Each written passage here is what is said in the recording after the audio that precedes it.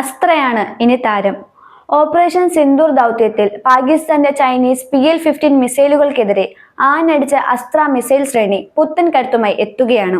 India തദ്ദേശീയമായി വികസിപ്പിച്ച അസ്ത്ര missile 300 കിലോമീറ്ററിലധികം ദൂരത്തിൽ നിന്ന് പാകിസ്ഥാന്റെ യുദ്ധവിമാനങ്ങൾ ലക്ഷ്യമാക്കി ആക്രമണം നടത്തുകയുണ്ടായി.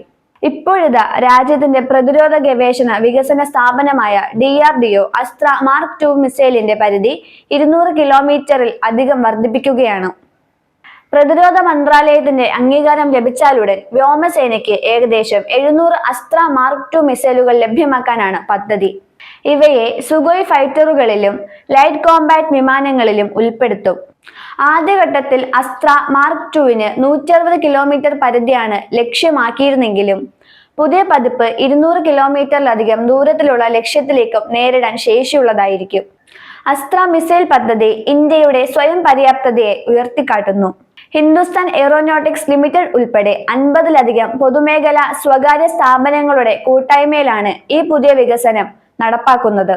ഓപ്പറേഷൻ സിന്ദൂർ സമയത്ത് ഇന്ത്യയും പാകിസ്ഥാനും വ്യോമയുദ്ധങ്ങളിൽ ഏർപ്പെടുകയുണ്ടായി. ദൂരപരിധിയിലുള്ള ആക്രമണങ്ങളിലൂടെ പാകിസ്ഥാനിലെ വ്യോമതാവളങ്ങളും ഭീകരരുടെ ക്യാമ്പുകളും ഇന്ത്യ ലക്ഷ്യമാക്കി ആക്രമണങ്ങൾ നടത്തി.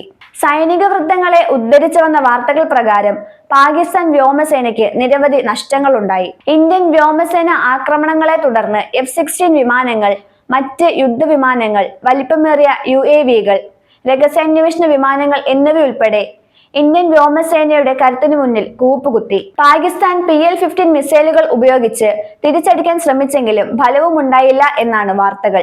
അസ്ത്ര മാർക്ക് 1 മിസൈലിന് ഇതിനകം തന്നെ 100 കിലോമീറ്ററിലധികം പരിധിയും ആധുനിക ഗൈഡൻസ് നാവിഗേഷൻ സംവിധാനവുമുണ്ട്. മാർക്ക് 2 പതിപ്പിന്റെ വരവ് ഇന്ത്യൻ വ്യോമസേനയ്ക്ക് പുതിയ ദൂരപരിധി താണ്ടുന്ന യുദ്ധശേഷിയിൽ പുത്തൻ ഉണർവാണ് പകരുക.